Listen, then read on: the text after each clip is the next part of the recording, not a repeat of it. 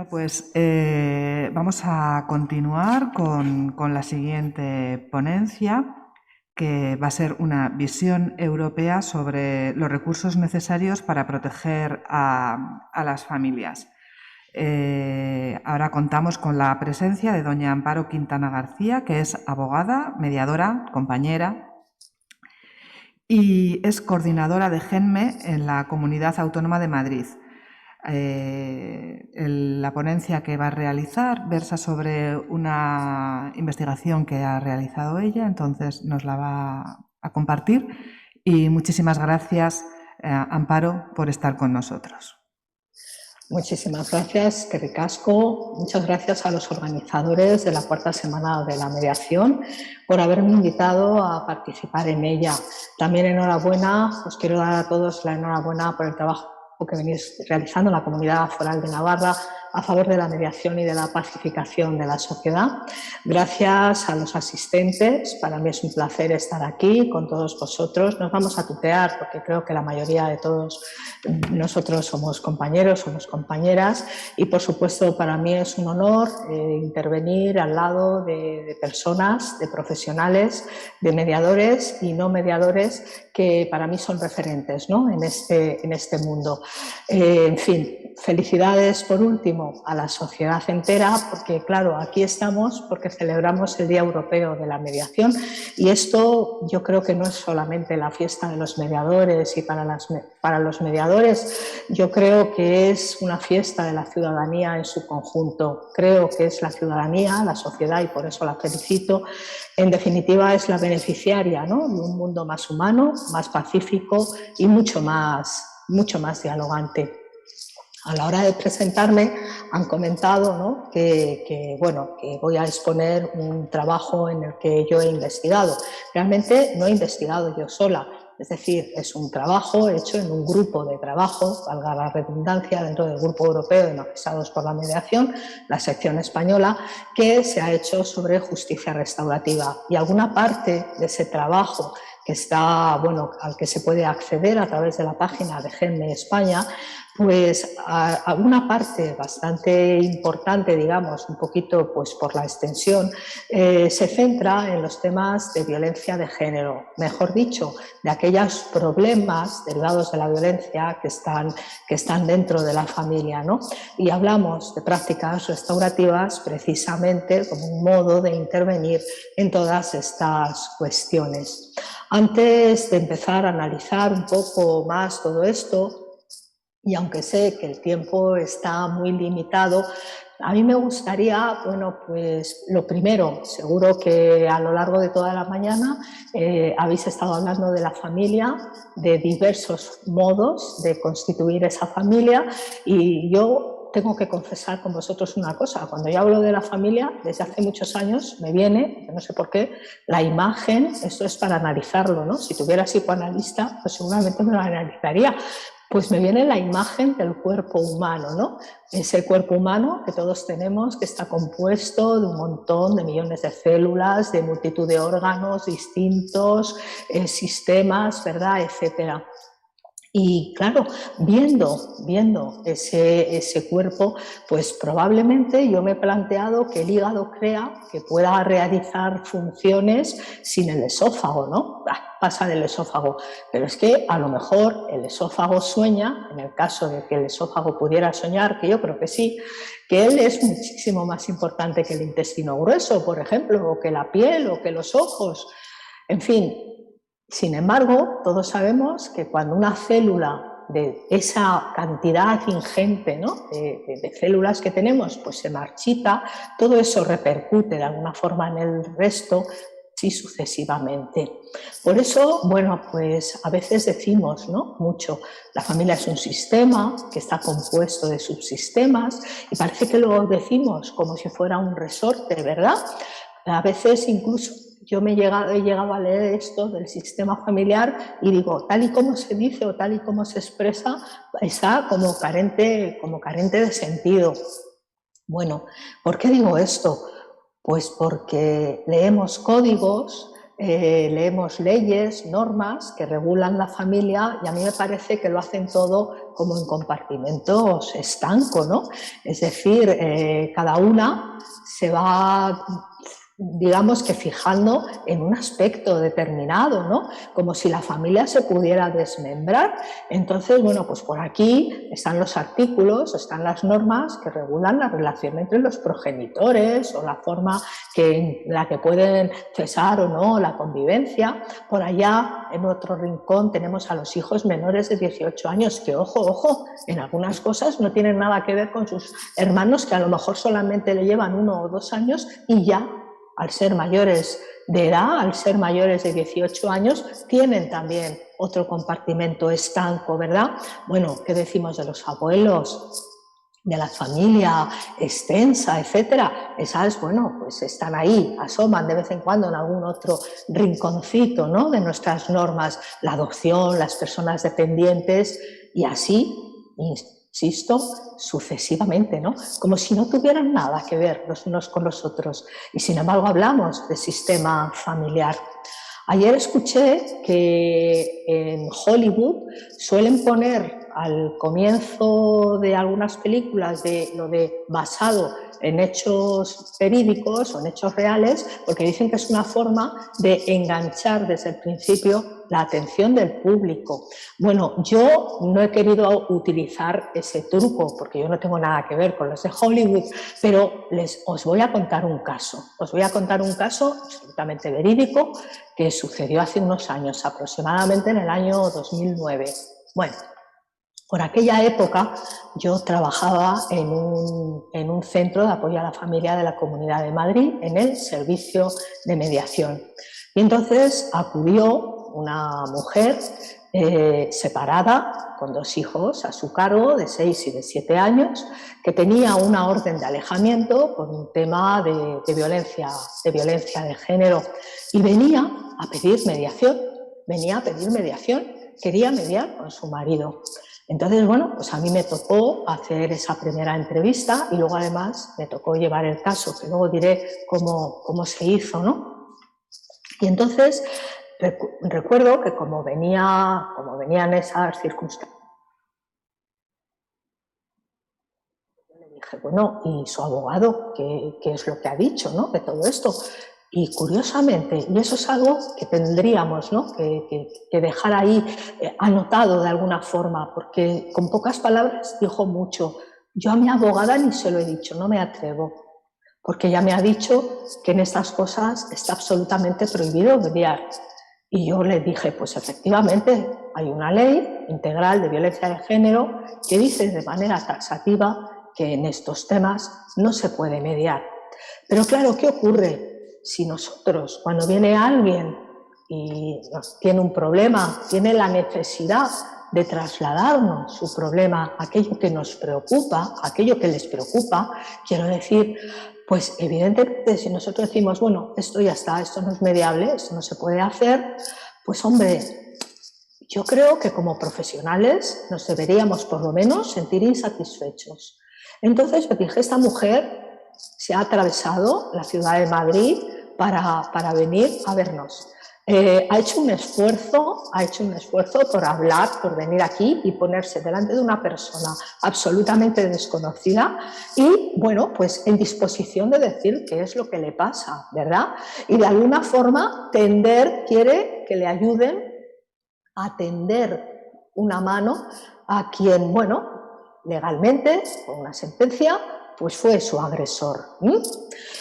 Entonces, por lo menos, ¿qué es lo menos que tenemos que hacer? Pues escuchar, recoger esa solicitud y de alguna forma, pues acompañarla, ¿no?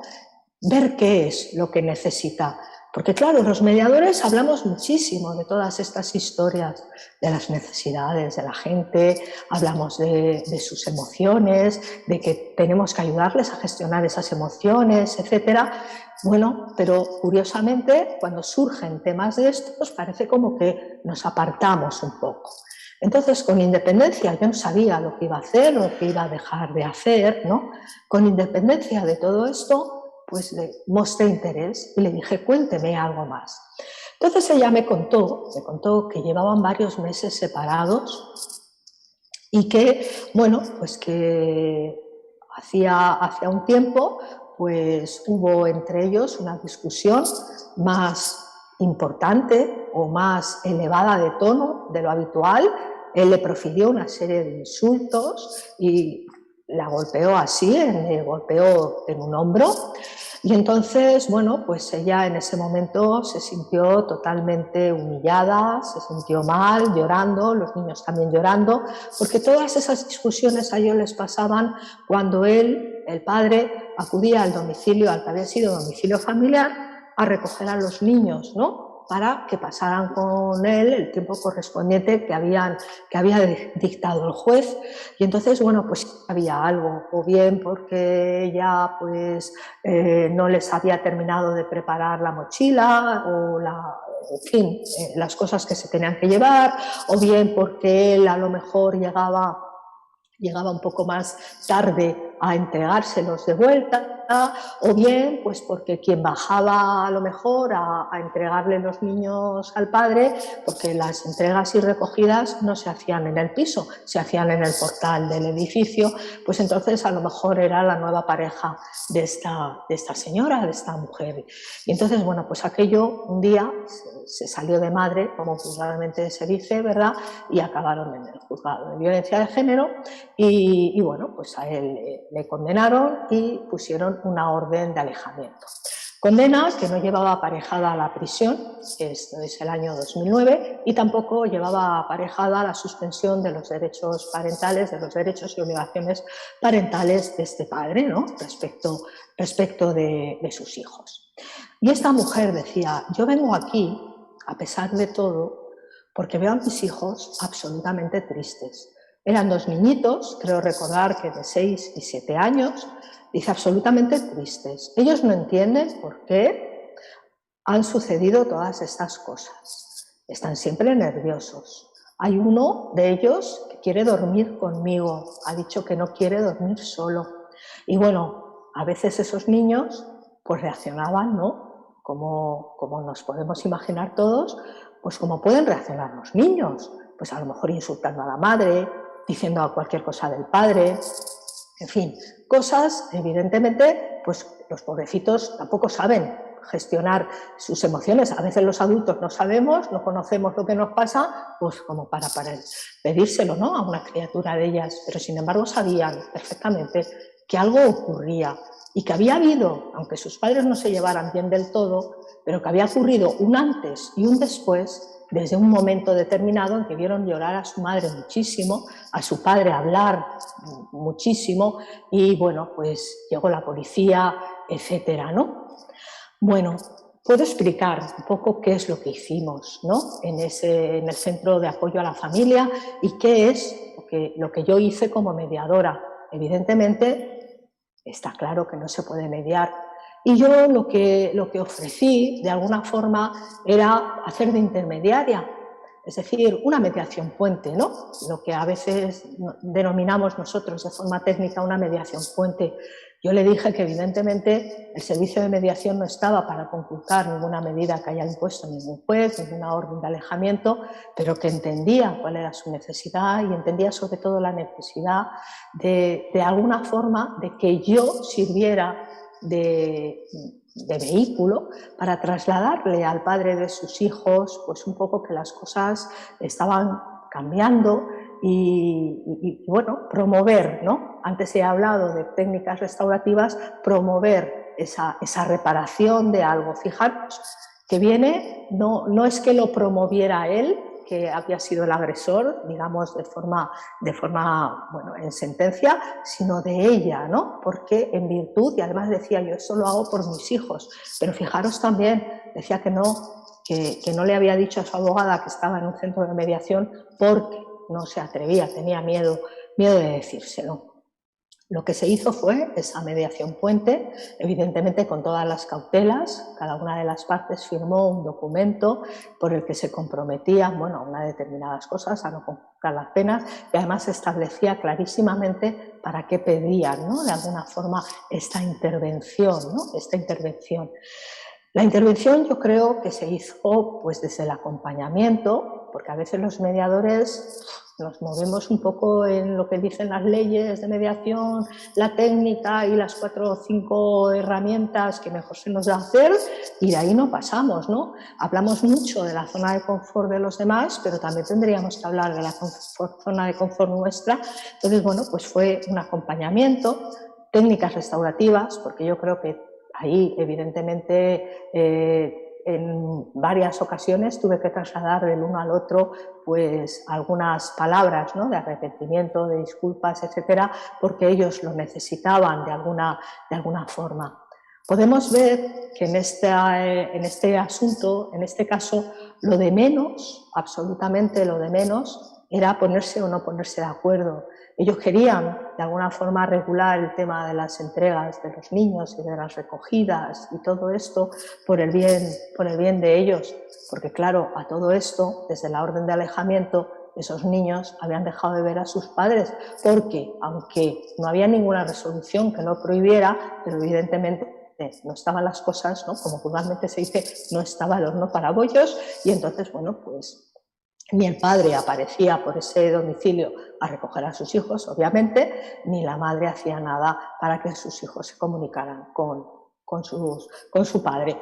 Con lo cual, bueno, pues eso, como he comentado antes, redundó en ese malestar de los hijos, en esa tristeza, en esas rabietas y todo esto. Como veo, como he dicho antes, lo de menos era el acuerdo, lo demás era pues ese encuentro restaurativo, ese encuentro seguro, no de encuentro físico entre ellos, sino encuentro simbólico, ¿no?, de decir vamos a hacer algo por el bien de esta familia, porque claro, a todo esto la familia extensa pues también andaba, ¿no?, hecha ya bandos, ¿no?, absolutamente, ¿no? Bueno, pues este es un caso y es uno de los supuestos más que en este trabajo del Grupo Europeo de Magistrados por la Mediación habíamos visto, de situaciones concretas en las que se puede apreciar la necesidad de emplear técnicas restaurativas en materia de violencia de género. La verdad es que desde la promulgación de la Ley Integral en Violencia de Género vemos que la lucha contra la violencia de género pues prácticamente solo se hace desde el ámbito penal, ¿no? Y eso es bastante escaso. Es decir, no carácter punitivo a determinadas cosas, pero también sabemos que dentro del concepto amplio de violencia de género se encuadran muchísimas situaciones distintas, algunas absolutamente espeluznantes, ¿no? Lamentablemente, pues a lo largo del año asistimos, ¿verdad?, a un conteo de víctimas de violencia de género yo creo que eso es, digamos, es algo contra lo que estamos todos en contra, pero también dentro de esta ley integral, ¿no?, dentro de lo que determina su articulado, de qué se entiende por violencia de género, están otra serie de conductas parecidas, por ejemplo, a la que yo he comentado de este caso que llevamos en el Centro de Apoyo hace ya muchísimo tiempo, y otras afines, ¿verdad?, que dices, bueno, pues realmente aquí, ¿por qué se les va a hurtar a estas personas del derecho que pueden tener a resolver su conflicto o a resolver aquellas cosas que les preocupan de la manera que ellos crean? Creo que todos los mediadores nos gusta esto de la autonomía, de la voluntad, ¿verdad? Y creo que somos mediadores porque creemos muchísimo precisamente en la libertad del género humano. Bueno, no hace falta decir que una persona tiene que tomar las riendas, ¿verdad?, de su propia vida. Ante un conflicto es normal que las personas se sientan en un momento determinado pues minuscapacitados. Y yo me pregunto, nos preguntamos todos, las instituciones, los instrumentos jurídicos al alcance de las personas, realmente, porque también se habla mucho del empoderamiento, ¿no?, refuerzan, empoderan a las personas, o sin embargo las revictimizan. Yo lo dejo en el aire, ¿no? yo creo que en muchas ocasiones se revictimizan. El ejemplo que he puesto, el caso del que he hablado, vemos que es una mujer que yo creo que en absoluto está incapacitada, ¿verdad?, para poder decir lo que le pasa, lo que necesita, ¿no? Yo creo que, porque muchas veces se ha dicho, no se debe mediar en este tipo de asuntos porque realmente hay un desequilibrio psicológico. Bueno, hay que ir paso a paso. Yo me he encontrado desequilibrio psicológico en situaciones de mediación familiar que no tenían nada que ver con la violencia, ¿eh? No tenían nada que ver con la violencia, lo digo de verdad, e incluso en otro tipo de mediaciones civiles, etcétera, que no vienen ahora al caso. Pero, o sea, me he encontrado ese desequilibrio. Si cuando hay desequilibrio nosotros no pudiéramos trabajar, pues entonces yo creo que es que no se podría hacer mediación en un altísimo porcentaje de todos los conflictos que vemos, ¿no?, a diario prácticamente. Realmente, y es una pena, esta ley integral de violencia de género, pues en fin, no se ha parado a pensar en las verdaderas necesidades de muchas de las víctimas. Todas las víctimas necesitan un acompañamiento real, ¿no?, para devolverle esa seguridad en sí misma. Y como digo, algunas incluso, bueno, son capaces de remontarse por sí mismas o con otro tipo de apoyo, ¿no?, psicológico, etcétera. Pero es que además, por el lado de la persona que agrede, del victimario, ¿no?, las medidas adoptadas a veces generan rabia, generan dolor, generan muchísima frustración, y esa frustración, esa rabia, ese enfado, etcétera, pues puede derivar en otros episodios violentos y a veces más violentos también, ¿no?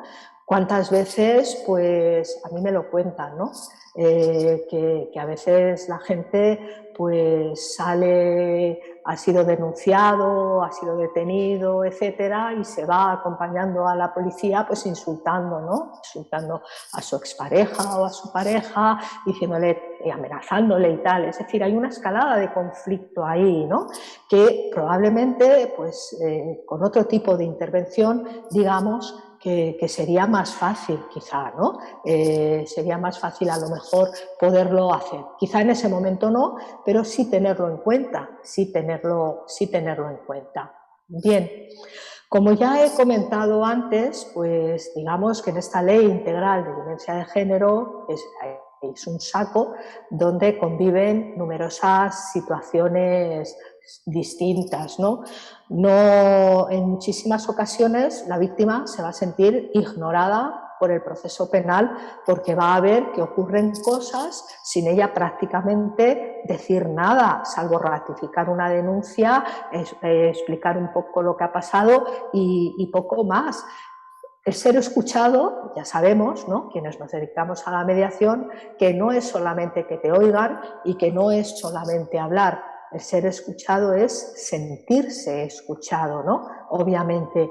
Y a mí, pues en algunas ocasiones, estas personas me han trasladado que realmente no se han sentido escuchados, que en un momento determinado se sentían como piezas del ajedrez o de dominó que se iban moviendo, que ella sabía que ella era importante, pero que se movían de un lado para otro sin saberlo.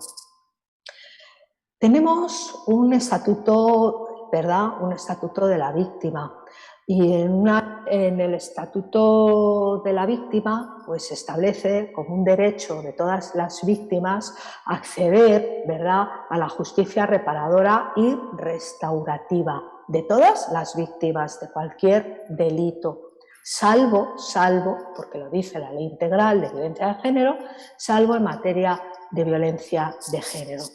Sin embargo, y como he comentado antes, hay una serie de supuestos o de situaciones concretas en las que desde el Grupo Europeo, desde este grupo de trabajo de GENME España, pues hemos visto que sería necesario articular, pues a lo mejor en las propias sedes judiciales, ¿verdad?, una serie de servicios que facilitaran de alguna manera estas prácticas restaurativas que en definitiva las tienen que llevar a cabo mediadores, personas que sean mediadoras, personas que realmente estén capacitadas, ¿verdad?, para llevar a cabo esa facilitación, ¿no?, entre estas personas, entre víctimas y victimarios. En primer lugar, vimos esa necesidad en los expedientes archivados por los propios juzgados de violencia. Aquí nos basamos en una experiencia llevada a cabo ya hace un tiempo en la Comunidad Autónoma de Cataluña, en el que, bueno, pues un grupo de mediación, un equipo de mediación, cogió una serie de expedientes en los juzgados de violencia que habían sido archivados, y entonces, bueno, pues era para ver un poco en qué situación estaban esas familias y si podían de alguna forma, bueno, pues reparar, restaurar o mediar entre ellas, pues si necesitaban cualquier tipo, ¿no?, de apoyo, de acompañamiento o algún otro tipo de intervención. Claro, ¿qué ocurre aquí? Que cuando se archiva un expediente en los juzgados de violencia, pues entonces digamos que en muchas ocasiones eso tiene un efecto rebote, y tiene un efecto rebote en la persona que ha sido denunciada por agresión. Es decir, que a veces incluso llega incluso a interponer una querella por denuncia falsa, etc. Vemos aquí cómo se va de alguna forma destruyendo muchísimo más la familia. Y cuando se tienen hijos a su cargo, pues digamos que las consecuencias son muchísimo más penosas, ¿no? Es decir, se necesita de alguna forma, en estos casos, pues que haya un equipo de mediadores, personas, desde luego que mediadores familiares, por supuesto, pero que quieran intervenir y que quieran ayudar a esas personas a reconstruir su vida de aquí al futuro. En mediación, como todos sabéis y como todos hacéis, hablamos mucho de enfocar al futuro, pero eso conlleva también un deber para nosotros, quienes mediamos, ¿no? Tenemos realmente que abrirles esa ventana. Es decir, bueno, aquí dentro parece que está cayendo una tormenta tremenda, pero vamos a abrir la ventana porque a lo mejor fuera ya vemos que por la derecha, por la izquierda, por el norte, por el sur, pues viene el sol, se van estas nubes, ¿no? Y yo creo que eso también es importante. Pero también es importante que los poderes públicos, por supuesto, estén implicados en ello, ¿no? Eso es importante. ¿Esto sería mediar? Pues probablemente sería mediar, pero fundamentalmente, desde el Grupo Europeo de Magistrados por la Mediación, de lo que hablamos son de eso, ¿no? De técnicas, de medidas, de prácticas restaurativas que van un poco más allá de lo que es la mediación técnica, ¿no? Y que llevaría, bueno, pues esa facilitación de la disculpa, esa reparación y, por supuesto, un ejercicio de introspección de las personas interesadas para poder analizar qué fue lo que ocurrió sin culpabilizarse, ¿no? ¿Qué fue lo que ocurrió? ¿De qué forma participé en lo que ocurrió y de qué manera esto se puede reconvertir, ¿no? También teniendo en cuenta las consecuencias que todo esto ha podido tener en todo el sistema familiar, ¿no? En ese cuerpo humano que yo os decía al principio que para mí era la familia. Bueno, también hay otras situaciones concretas donde se aprecia esa necesidad y es en las fases de ejecución de pena. Leía el otro día, y me imagino que muchos de vosotros, lo tengo por aquí, leyó una noticia, concretamente es una noticia que saltó a la prensa el día 10, o sea, hace escasos días, ¿no? Los maltratadores, decía, ya son el tercer colectivo más numeroso en las cárceles españolas. Superan los 20.000 encarcelados. Y cuando se dice el tercer colectivo, van por detrás de los delitos de las personas encarceladas por delitos contra la propiedad y detrás de las personas encarceladas por delitos contra la salud pública.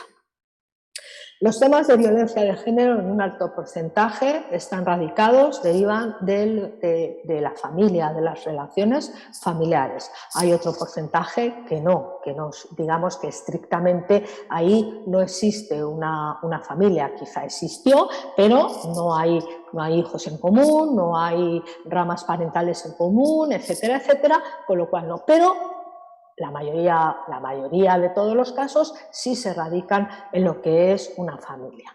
¿Qué ocurre con estas personas penadas? Probablemente, justamente, por supuesto, aplicando la ley, etcétera. Bueno, pues que realmente si no se trabaja con ellas, y si no se trabaja con ellas de una forma, pues, digamos, en serio, pues a lo mejor cuando cumplen la pena y salen porque también acumulan lo que antes hemos comentado, ¿no? Esas emociones, esos sentimientos de rabia, de frustración, de ira, etcétera, que a lo mejor se acrecientan muchísimo más, ¿no? Es probable que a lo mejor se acrecienten muchísimo más. Y seguramente que en un espacio como es el espacio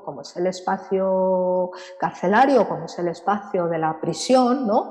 En el que, bueno, pues evidentemente ahí digamos que se tiene muy poco feedback de lo que puede estar ocurriendo fuera, ¿no? Y uno está solo con sus pensamientos y a lo mejor, bueno, si se lo quiere contar o habla con alguien, pues a lo mejor lo que recibe es una simpatía tremenda por todo aquello que hizo y a lo mejor escucha cosas o tal, o cosas que dicen otros reclusos, etcétera, y eso puede estar, desde luego, aumentando el malestar, aumentando esa frustración, aumentando esos, a veces, deseos de venganza. En muchas ocasiones, ¿verdad?, hemos visto que algunos de estos delitos se cometen cuando alguien, bueno, pues ha salido ya de prisión, cumplió la pena, etcétera, etcétera, y decimos, ¿cómo ha ocurrido esto? Bueno, pues probablemente ha ocurrido por ese cúmulo, ¿no?, de circunstancias que algunos dicen son viscerales. Bueno, pues yo desde que me enteré que también tenemos neuronas en los intestinos, a mí no me importa, ¿no?, que se diga visceral, porque de alguna forma, bueno, dices, pues es que hay cosas que sentimos con las entrañas, pues desde esas entrañas, ¿verdad?, pues alguien sale con las ganas de vengarse y con las ganas de acabar un poco con todo, ¿no?, de alguna manera, ¿no?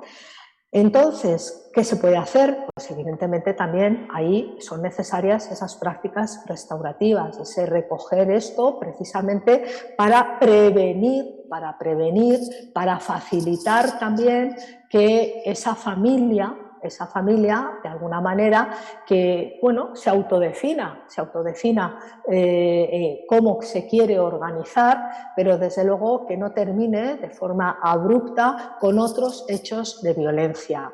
¿Luctuosos o no luctuosos? Los hechos de violencia son siempre hechos de violencia, ¿verdad? Antes hemos hablado de que también hay una situación concreta donde se aprecia esa necesidad, que es cuando existen medidas cautelares, ¿no?, bien civiles o penales, que impiden en un momento determinado a las personas, pues, sentarse juntas para poder acordar cosas, ¿no?, o para poder hablar de lo que les preocupa. Bueno, pues no solamente para resolver cuestiones en relación con sus hijos, como yo he comentado, ¿no?, en el caso que hemos estado compartiendo, sino también porque es que a veces se encuentran que a lo mejor tienen que decidir algo sobre la venta de un piso. Tenían en venta un piso y ahora resulta que hay una orden cautelar y que, ¿qué pasa? ¿Quién va a enseñar el piso? O nos han llamado de la agencia inmobiliaria y ¿cómo vamos a resolver todo esto? Bueno, pues ¿de quién van a echar mano? Pues evidentemente, pues van a echar mano yo creo que deberían echar mano de las personas, ¿verdad?, de las personas que en ese momento les pueden ayudar a gestionar eso desde el punto de vista de la reparación, de esa práctica restaurativa, de esa mediación, etcétera. Y luego también hay unos puestos que pasan en los juzgados de familia, no de forma habitual, abundante, pero sí en muchísimas ocasiones. Amparo, ¿Perdón? ¿Sí? Amparo, lo siento, pero por favor ya ir terminando porque vamos ya justas de tiempo, entonces el tema, la verdad, es interesantísimo. ¿Se me han pasado los 20 minutos ya? Bueno, hace un rato. No, bueno, ya hemos ido con retraso mucho, acumulando. No. Después, lo siento, pido disculpas. No, nada, por favor. Y repararé el daño. Entonces, reparo el daño simplemente diciendo que en algunos supuestos, ¿no?, como los del artículo 49 bis 2 de la Ley de Enjuiciamiento Civil, en los que, bueno, pues digamos que hay cuestiones en el que el juez de familia o el juez civil ve que puede haber algún indicio de violencia y el fiscal pues plantea una denuncia y luego después en sede de juzgado de violencia pues lo remiten otra vez al juzgado civil o juzgado de familia porque no aprecian, porque a lo mejor la mujer no ratifica esa denuncia o cualquier otra cosa. Bueno, pues simplemente decir lo mismo, ¿no? En qué situación regresa esa familia, ¿verdad?, que necesita esa reconstrucción, en qué situación regresa en todo esto. Por lo tanto, y para terminar, ya he dicho que voy a reparar siendo rápida, pues simplemente decir algo que parece obvio, pero que a veces nos olvidamos de ello, que cada familia es distinta, que a veces con una sentencia favorable pues no se solucionan las cosas, ¿verdad? Y que yo creo que se necesita una práctica colaborativa entre distintos profesionales que trabajan o que intervienen con las familias, que vayan mucho más allá de ponerlas o no ponerlas de acuerdo en estos temas, ¿verdad?, tan candentes. Muchísimas gracias y perdón de nuevo. No, muchísimas